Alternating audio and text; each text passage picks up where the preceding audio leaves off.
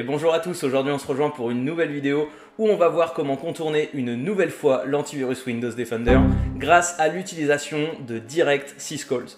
Alors évidemment, comme toutes les autres sur la chaîne, cette vidéo est à but purement instructive. Comme vous le savez, en ce moment je suis sur un lab professionnel sur le site de Hack the Box, qui est un site internet dédié en fait au pentest dans un environnement contrôlé, et j'ai besoin de contourner des antivirus de certaines machines dans ce lab. Et pour cela donc j'ai trouvé plusieurs techniques et donc aujourd'hui je vais vous parler de la technique de l'utilisation des Direct Syscalls. Pour bien comprendre ce que sont les Direct Syscalls, il faut d'abord comprendre comment fonctionne un antivirus et plus particulièrement ce qu'on appelle un EDR, un Endpoint Detection and Response. Les EDR sont des outils de détection avancés qui fonctionnent soit à la place, soit en collaboration avec un antivirus et qui permettent en fait d'avoir une détection vraiment très poussée, très approfondie au niveau du lancement des processus, de l'exécution en mémoire, bref, de tout ce qui va être suspicieux sur la machine, et il va détecter, bloquer, notifier et avoir tout un traitement de règles derrière pour effectuer des actions sur le traitement des menaces. Alors comme vous le savez, Windows est un système propriétaire. Microsoft n'a pas souhaité révéler le code source de Windows publiquement, et donc lorsqu'on veut écrire un logiciel qui va interagir avec le système, on ne peut pas le faire directement. Mais alors, comment permettre aux développeurs de pouvoir interagir avec le système, mais sans leur donner complètement l'accès à ce dernier? Et donc les développeurs parmi vous auront déjà compris où je veux en venir, on va passer par ce qu'on appelle une API.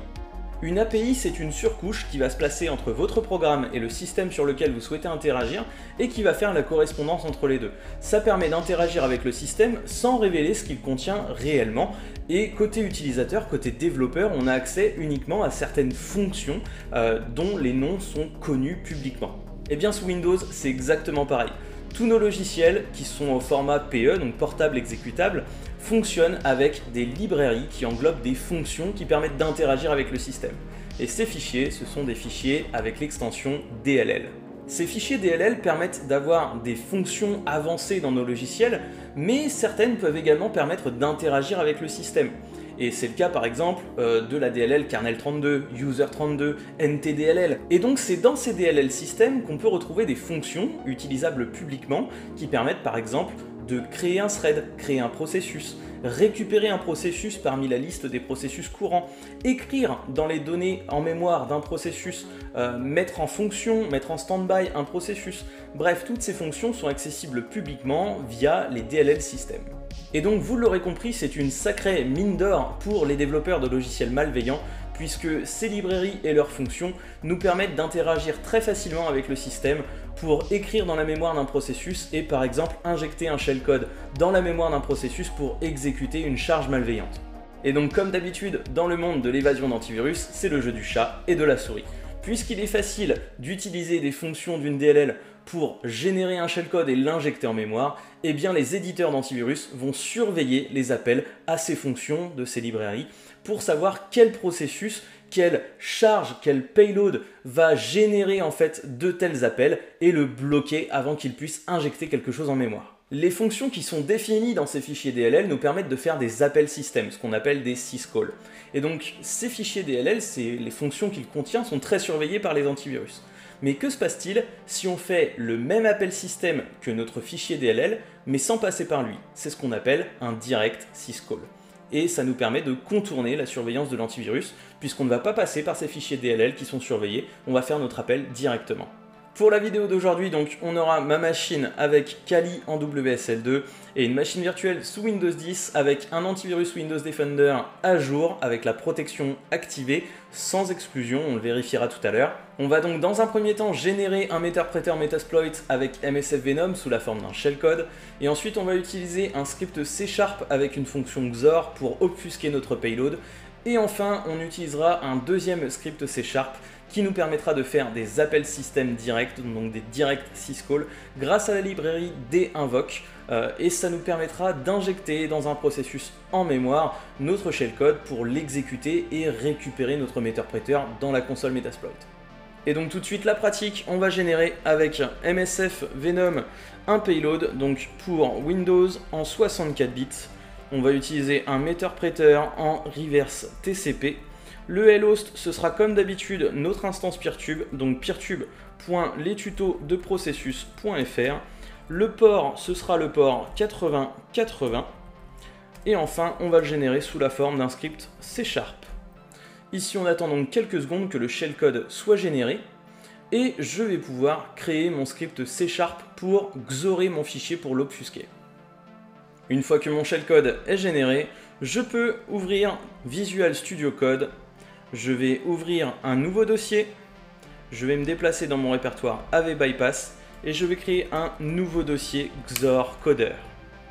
Je sélectionne le dossier et je vais créer un nouveau projet en ouvrant un nouveau terminal dans lequel je vais pouvoir écrire .NET New Console pour créer un nouveau projet en mode console. Ici, j'ai bien un programme.cs qui a été créé avec la ligne par défaut Hello World. Je vais supprimer le contenu de ce programme et je vais utiliser notre script programme.cs qui nous permet d'avoir une fonction XOR pour obfusquer notre shellcode. J'ai récupéré ce script depuis le GitHub de CH Van Kooten. C'est une suite d'outils qu'il a utilisé pour passer l'OSEP, l'examen de Offensive Security. Donc le repo GitHub de Xor Shellcode Encoder. Évidemment, vous retrouverez l'ensemble des outils et des commandes que j'ai tapées dans la description de cette vidéo. Je vais copier au format RAW ce fichier et je vais le coller dans mon programme.cs.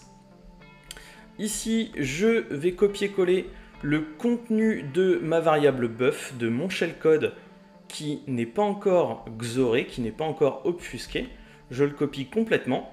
Ici, je vois qu'il fait 510 bytes. Et donc, dans Visual Studio Code, à présent, je vais remplacer le shellcode qui était dans l'exemple par le mien. Et je vais mettre à jour la taille du tableau. Ici, c'était 511. Moi, j'ai 510 bytes. Je peux ensuite compiler mon programme. Alors, je vous mettrai en description de cette vidéo la petite ligne de commande qui nous permet de faire un .NET Publish en ayant un seul fichier au format exécutable pour un environnement 64 bits qui contient uniquement les librairies dont il a besoin. Ici, j'attends quelques secondes, le temps que mon projet soit compilé. Et donc, une fois que mon projet est compilé, je peux récupérer l'emplacement d'exécution. J'ouvre un PowerShell.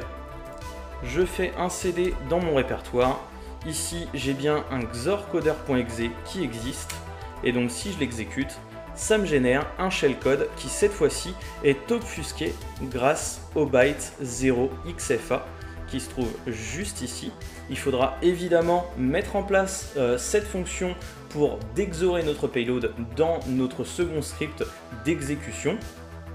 Et donc, une fois qu'on a supprimé le contenu de notre programme.cs, on peut se servir d'un script que j'ai développé moi-même à partir de plusieurs sources différentes. Je l'ai un petit peu modifié, je l'ai pas mal modifié même d'ailleurs, qui utilise la librairie dinvoke pour faire des syscalls. Ici, de la même façon, on va copier l'intégralité du script dans notre programme.cs. Donc, si on suit l'explication, alors pour le moment, il y a plein de petites zones rouges.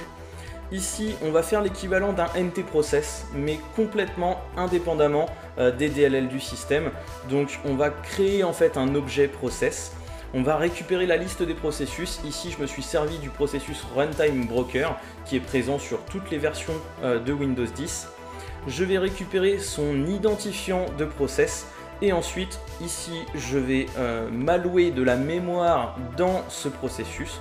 Je vais y injecter mon shellcode. Ici, je le désobfusque. Et enfin, ici, je vais écrire mon shellcode à l'intérieur de mon nouveau processus. Et enfin, je vais recréer un thread dans mon processus pour exécuter mon shellcode, exécuter ma charge utile. Alors évidemment, à l'exécution, il est possible que Windows Defender puisse détecter notre méterpreter et le couper.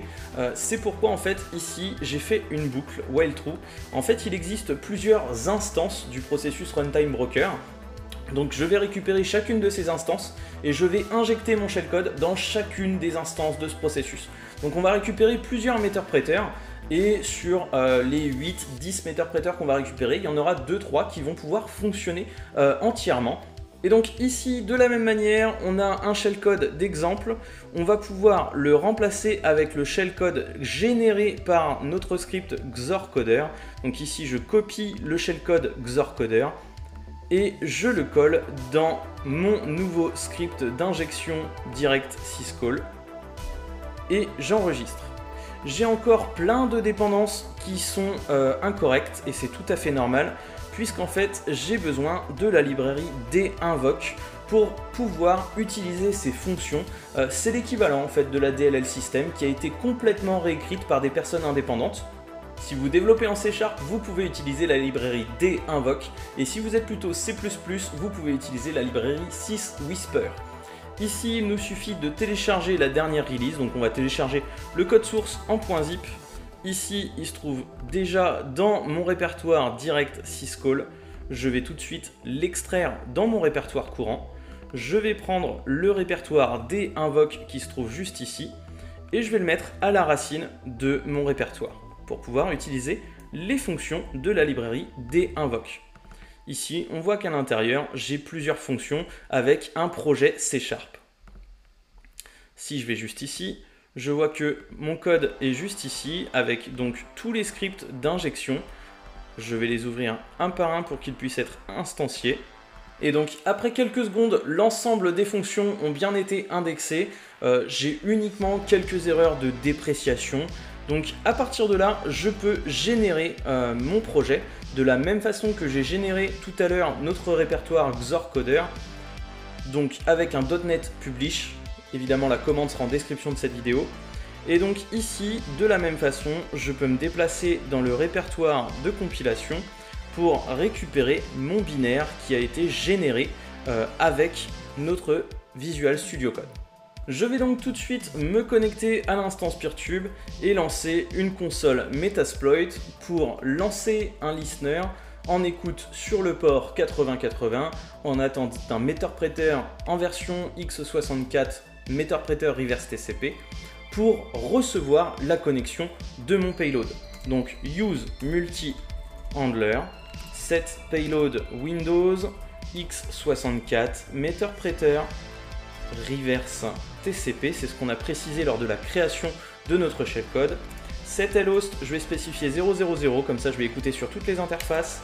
Set lport 8080 et ensuite exploit.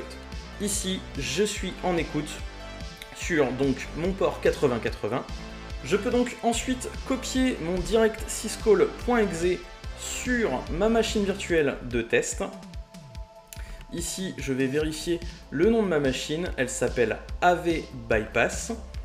Je vais vérifier l'état de mon antivirus. Ici, les protections sont bien activées. J'ai bien la protection en temps réel, la protection dans le cloud. J'ai désactivé l'envoi d'échantillons automatique. J'ai bien la protection contre les falsifications. Au niveau des exclusions, je n'en ai pas. Et au niveau de la mise à jour, la dernière mise à jour date du 17 août à 14h55. Et nous sommes le 17 août à 22h54. Et donc à présent, je vais pouvoir vous montrer mon Meterpreter, enfin ma console Metasploit. Et donc si j'exécute mon direct syscall, je vais donc récupérer l'ensemble des processus runtime broker et m'injecter à l'intérieur mon shellcode. Donc je vais recevoir plusieurs Meterpreters dans ma console Metasploit.